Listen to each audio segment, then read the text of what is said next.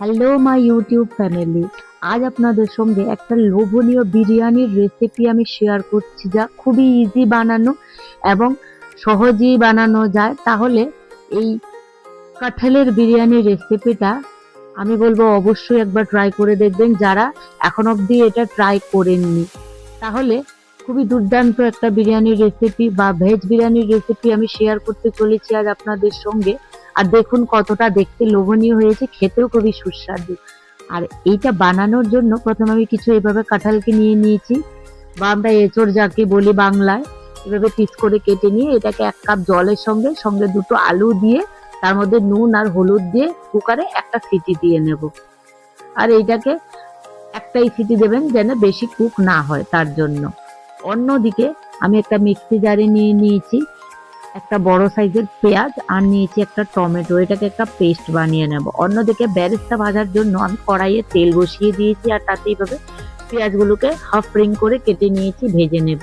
আর এখন আমরা বিরিয়ানির চালটার জন্য গ্যাসে জল বসিয়ে দিয়েছি, আর তাতে হোল গরম মশলা দিয়েছি, আর 2টো দিয়েছি স্টার এনিস, আর 2টো লেবুর পিস, আর দেবো হাফ চামচ মতো সাদা তেল, আর তাতে সামান্য পরিমাণ সল্ট দিয়ে এটাকে আমরা নাড়াচাড়া করে নেব। তারপর জলটা গরম হয়ে এলে এখন আমি 200 গ্রাম মতো চাল ধুয়ে রেখেছিলাম, সেটাকে আমি তাতে দিয়ে দিচ্ছি। এটা বিরিয়ানির রাইস আমি তাতে ইউজ করেছি।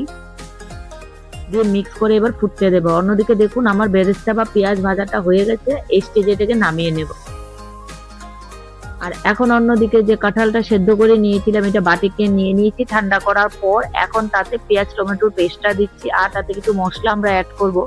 তাতে যাচ্ছে এখন আদা রসুন বাটা 1 চামচ, তারপর দেব হলুদ গুঁড়ো, লঙ্কা গুঁড়ো, তারপর জিরে গুঁড়ো, ধনে গুঁড়ো, তারপর দিচ্ছি আমার হোমমেড বানানো গরম মশলা পাউডার, আর দিচ্ছি 1 চামচ মতো বিরিয়ানি মশলা।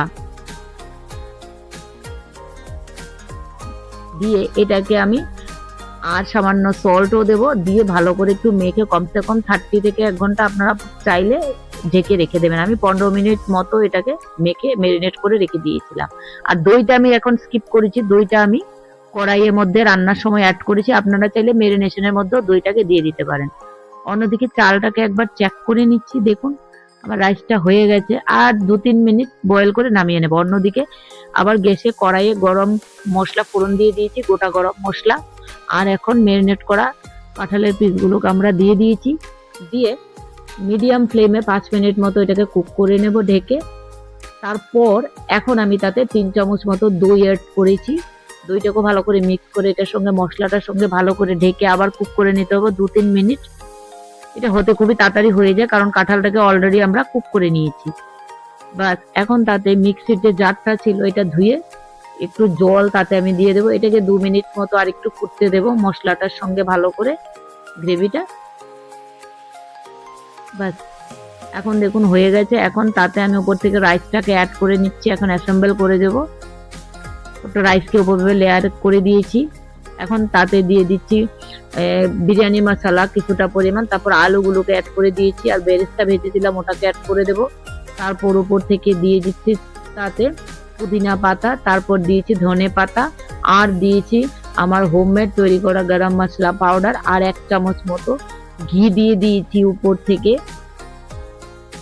ব্যাস এখন এটাকে চাপে আমরা ঢেকে দেবো। আর কড়াইটার লিডটার মধ্যে যে হোলটা আছে এটাকে একটা লং দিয়ে আমি এটাকে ঢেকে দেবো, যেন আমাদের ফ্লেভারটা বা এটা স্মোকটা বেরিয়ে না যায়। বাস এটাতে আমি 5 থেকে 7 মিনিট এভাবে আমি দমে রেখে দিয়েছিলাম, আর দুর্দান্ত আমাদের বিরিয়ানি একদম রেডি।